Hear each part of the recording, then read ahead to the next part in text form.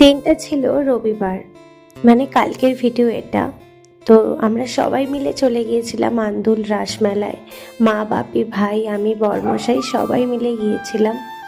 তো আমার গলার অবস্থা ভীষণ খারাপ, মানে ভীষণ ঠান্ডা লেগে গেছে। আমার গলার ভয়েসটাকে তোমরা ইগনোর করো, কারণ এই ওয়েদারটা ভীষণ খারাপ যাচ্ছে। গায়ে সোয়েটার পরলে গরম লাগছে, আর খুলে দিলে মনে হচ্ছে ঠান্ডা লাগছে, এরকম একটা ব্যাপার।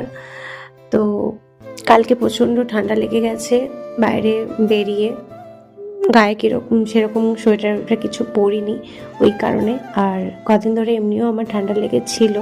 সবার ফার্স্ট একটু ঠাকুর দর্শন করে নিলাম, করে নিয়ে একটু পাপড়ি চাট আইসক্রিম খেয়েছিলাম। কাল পর্যন্ত যেহেতু শরীরটা একটু ভালো ছিল, তো ওই জন্যই আইসক্রিম খাওয়া, না হলে আমি সত্যি আইসক্রিমটা খেতাম না। তারপরে আমরা অনেক কিছু কেনাকাটিও করেছি, সেটা তোমাদের আরেকটা ব্লগে দেখাবো কি কি কেনাকাটি করেছিলাম।